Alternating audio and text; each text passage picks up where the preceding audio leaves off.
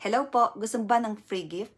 Siyempre naman, sino ba naman ang ayaw ng libreng regalo? Lahat tayo gusto yan. Pero meron muna akong gustong itanong sa'yo. Sumagi na ba sa isip mo kung bakit ang tao nabubuhay sa mundong ito? Kung mamamatay ka kaya ngayon sa kinauupuan o kinatatayuan mo, saan ka kaya mapupunta? Sa langit o sa impyerno?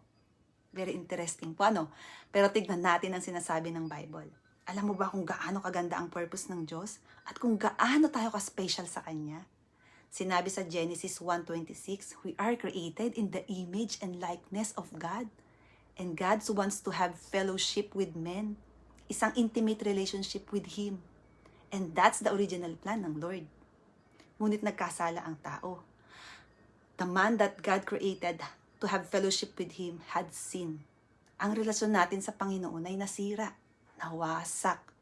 At nang dahil sa kasalanan, tayo ay napahiwalay sa Diyos.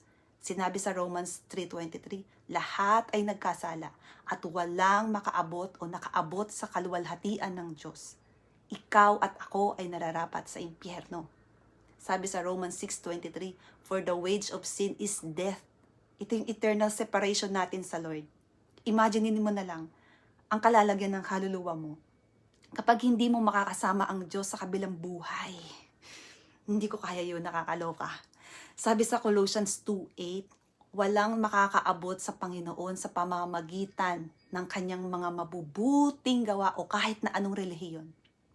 At ito na nga, sa sobrang laki ng pagmamahal ng Diyos sa atin, sabi sa John 3:16, sapagkat ganito ang pag-ibig ng Diyos sa mga tao sa sanlibutan, ibinigay niya ang kanyang bugtong na anak, upang ang sinumang sumampalataya sa Kanya ay hindi mapahamak, kundi magkaroon ng buhay na walang hanggan. God does not want us to go to the lake of fire. God sent Jesus to die for our sins.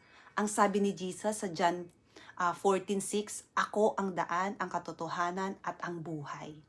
Walang makakapunta sa Ama kundi sa pamamagitan ko. Jesus is the gospel.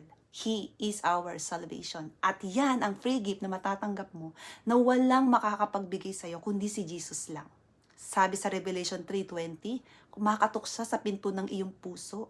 Pagbuksan mo siya at papasukin dahil 3 bagay lang ang kailangang gawin. Repent of your sin, surrender your life to Jesus, make Him God, Lord, and Savior of your life. At kung tinatanggap mo na ang Panginoong Jesus, sabayan mo lang ang maikling panalangin na ito. Panginoon, ako, inaamin kong ako'y makasalanan at kailangan ko po ng iyong pagpapatawad. Naniniwala ako na si Jesus ay namatay para sa akin bilang kabayaran ng aking kasalanan. Nakahanda po akong tumalikod sa aking mga kasalanan. Inaanyayahan po kita, Panginoong Jesus, na pumasok sa aking puso at buhay bilang Panginoon at aking tagapagligtas. Sa pangalan ni Jesus. Amen.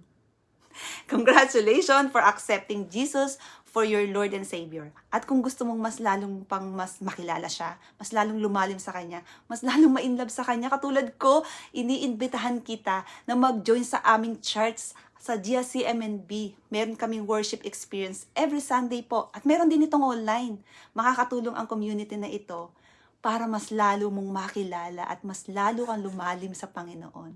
So thank you so much sa time mo and God bless you!